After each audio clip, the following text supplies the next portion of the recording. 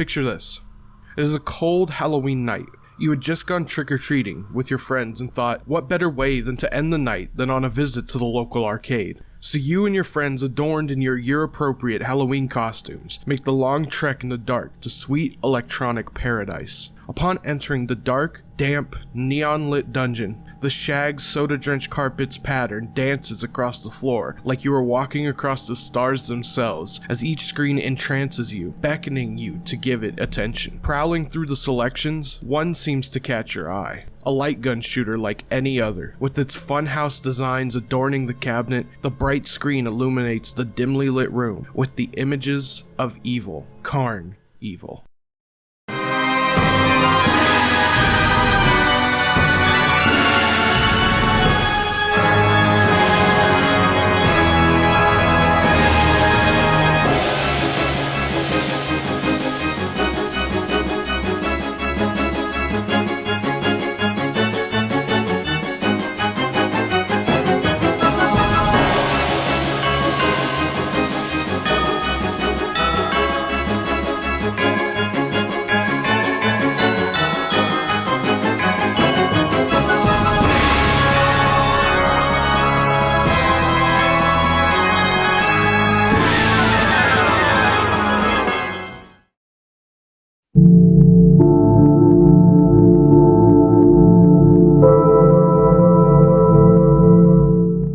Carnevil, for those uninitiated, is a light gun rail shooter arcade game released on Halloween in 1998. The game was developed and published by Midway Games, a company most well known for the Mortal Kombat series of fighting games. The game is set in the fictional town of Green Valley, Iowa, in which an urban legend spreads that if a golden token had been inserted into the mouth of a jester's skull on top of a ringmaster's gravestone, that a carnival will rise from the grave in its place. The game starts with a spooky hayride as a few kids attempt to locate the alleged gravestone of Ludwig von Tokentaker, the carnival's ringmaster. One of the teenagers jumps off the ride as they have located the uniquely sinister gravestone. The protagonist puts the token in the jester's skull's mouth, to which, as the legend states, Carnevil rises from the earth and the game begins. Carnevil consists of 4 levels, each with varying difficulty and a boss fight at the end. These are Haunted House, Rickety Town, and Freak Show, which can be tackled in any order the player wants. However, the 4th level, Big Top, cannot be accessed until the previous 3 levels have all been completed. The first level, Haunted House, is pretty self-explanatory as you battle through waves of zombies, bats, ghouls, spiders, and even a mutant hillbilly named Hambone. It is noted here that the game boasts some pretty impressive gore physics for the time. Sure, you had other arcade games like The House of the Dead and Chiller come out years prior, but Carnevil was kind of unique in this sense, allowing operators to change the amount of blood and gore on screen through software settings within the cabinet itself. The player must traverse through the haunted house, going through various set pieces like a sprawling main room and a blood-drenched kitchen, all the while being occasionally chased by Hambone, who sports a hockey mask similar to Rick from the Splatterhouse series and a chain gun for a hand.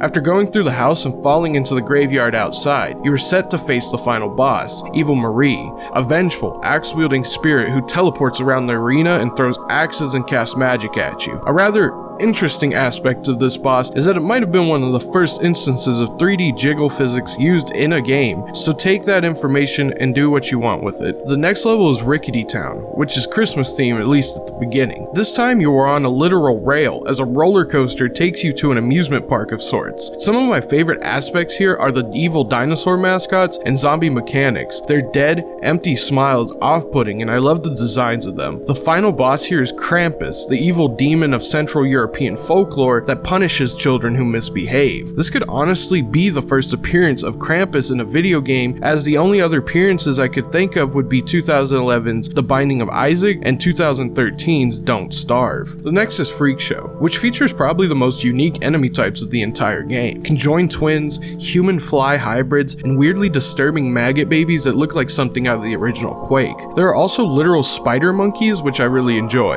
The sub-boss here is also really cool. Cyclops, a two-headed Cyclops donned in medieval armor. Another unique thing about this is the final boss, which can be one of two enemies: Junior, a giant zombie baby, or Deddy, a demonic zombie teddy bear. The reason for this could possibly be that the giant mutilated baby could have been a little too controversial or frightening for some players, so software options allowed for operators to change the final boss if they wanted to. The final level, Big Top, has you fighting through hordes of clowns and other circus freaks as you make your way finally take down the evil ringmaster Token Taker and the jester head Umlaut on top of the huge zeppelin. Take them both down and you have won the game.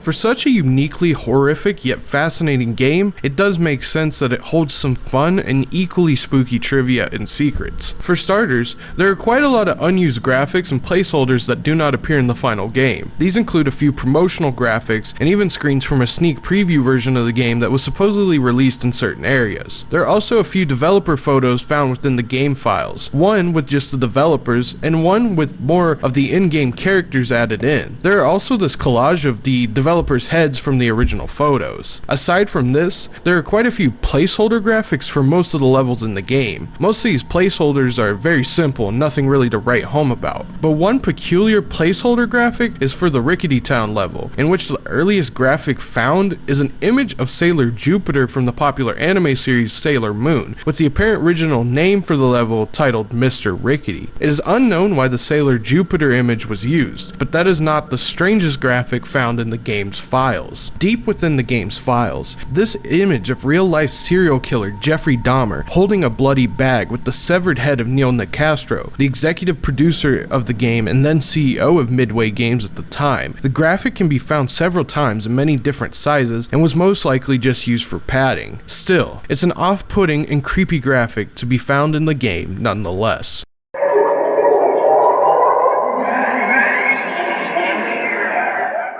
Despite the odd yet relatively tame hidden and unused content within Carnevil, the game itself may hold a darker secret far beyond weird and creepy placeholder graphics. You see, in 2020, a 4chan thread on the X Paranormal board regarding the game itself began to pop up. The OP makes a pretty strong claim regarding the development history of Carnevil, that it was made by a mostly right-wing Celtic pagan folk cult developed to be the first in a set of complex rituals for the Celtic New Year, Samhain. While the game presents itself as just a simple spooky Halloween game, the thread makes references to how the bizarre development cycle confirms the existence of something more sinister deep within the game's code and files. This includes a lost console port and that of an unused level known only as the Tunnel, which is said to contain shocking content and deep-coded messages. The first thing that is described about the Tunnel is the music itself, describing it as smooth jazz or elevator music, similar to that heard in a Tunnel of Love carnival ride to keep in line with the game's aesthetics. It is said that the tunnel was allegedly a surrogate for some sort of virtual sex ritual that blended sex and violence, much like ancient Celtic rituals. It is alleged that the higher-ups at Midway had found the level too offensive for the final game, stating that they did not wish for arcade owners to ban the cabinet from their arcades. As well as this, apparently the reason that there are all the anime references within the game is that many of the members of this cult were stereotypical otakus who were into edgy violence including Guro hentai. A poster in the thread provides a link to who supposedly became the leader of the Celtic pagan cult's Canadian branch known only as Greg, though the poster also states that he was not the leader of the branch at the time this interview took place and was simply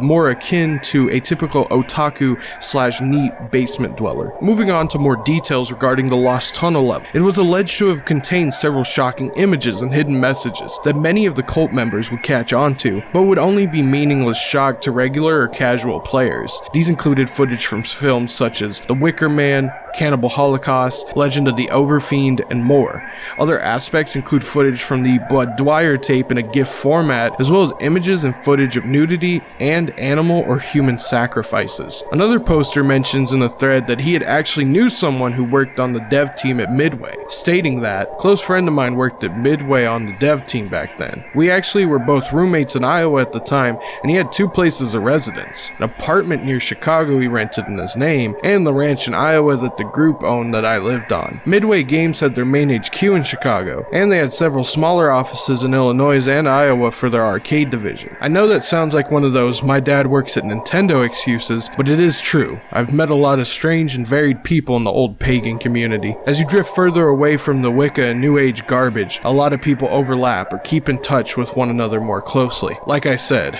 I was actually part of a Celtic pagan folk cult, mainly devoted to the worship of Lu, Ecne, and the Dagda, as well as the Morrigan. A lot of creepy and disturbing rituals are associated with the Morrigan. She is nothing like the Wiccan goth girls and New Agers portray her as. If you read Celtic myth, you'd know that. Deeper into the thread, the poster recounted some details and deeper insider knowledge within the cult, stating that D&D enthusiasts and weebs were 2 of the major demographics that the cult would recruit from, but would also recruit from goth and metal circles as well, preying upon outcasts and people from broken homes and dysfunctional families. They recalled they had actually met Greg when the Canadian branch had met up with the Midwestern cult set, stating that Greg had now been less into anime and more into ritualism and worship. The OP states that they are unsure if the cult disbanded or rebranded, as after the events such as Columbine and 9/11, the cult started to retain a low profile out of fear of law enforcement getting involved due to cult members stockpiling weapons and being involved in several criminal activities, with several of the supposed group's oldest members being members of several white gangs hailing from the Chicago area, including the Jousters, Gaylords, Stoned Freaks, Uptown Rebels, and more. Another poster asked the former member what they would do during the rituals and what they were like. The former member detailed that they would worship Celtic gods and goddesses, how they would have sex of all kinds, light candles, perform bloodletting and self-harming rituals, and even plant sacrifices, which I'd never heard of before, so that is really intriguing. The OP does confirm that animal sacrifices were real and that they saw them take place firsthand. They also discuss the initiation rituals, in which you were beaten and then essentially R-worded immediately after. They mentioned that their time in the cult deeply scarred them mentally, being tasked with providing guns, ammunition, and other basic supplies for the cult,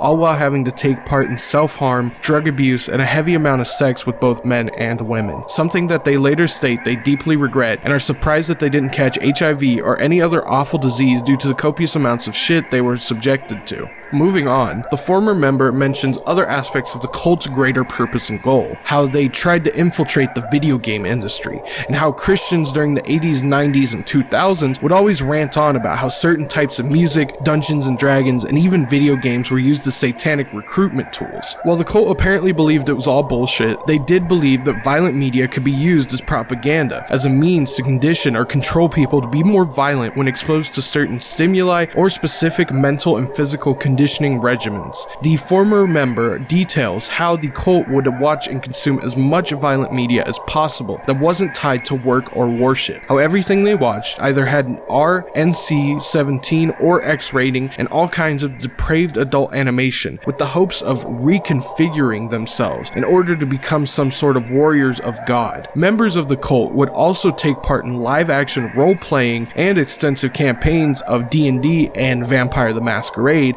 as a means of some sort of weird psychological training. Ultimately, this was, of course, ineffective, but they still essentially were trying to weaponize violent and depraved media as a means to make themselves more conditioned to succumb to real-life violence. The biggest concern of the ex-cult member was if the cult itself was still in effect or not, and if any of the said individuals actually successfully managed to make their way into the gaming industry after this failed Carnevil Celtic chaos indoctrination. They stated that even if the cult did disband, they truly believed that some members would still uphold their horrible beliefs and go on to continue practicing on their own or in a new cult. Tying it back into Carnevil, the ex-member mentions that 2 guys on the dev team were actually from Iowa, where the cult had resided. They also make mention that another crew from Michigan were commissioned to make the now mysterious console port of Carnevil, and how they met 2 of the people who were on this Michigan team. They make note that one of the members of the team was a girl who was weirdly obsessed obsessed with JFK, similar to how people thought they were married to fictional characters on the internet. They state that these two could have been out of a movie like August Underground. At this point in the thread, many began to speculate the use of media as propaganda within the cults, and how larger cults or cult-like organizations use the media we consume as propaganda to subconsciously control people, mentioning books like Programmed to Kill by David McGowan, a book in which details the use of media as a means to mind control from a supposed pedophile satanic cult that is run in the upper echelons of society, which is an entirely other rabbit hole that I will do another video on soon. The cult member does make mention that they would not be surprised if the cult was some sort of Black Ops recruitment program as a part of a larger organization. While the Iowa set they were in and the Michigan set were rather small, there was actually the Mother set out of Chicago that was allegedly to have had 50 members in its ranks at one point. However, despite all this deep information regarding this mysterious unnamed cult, the thread had seemed to abruptly end and our trail went cold.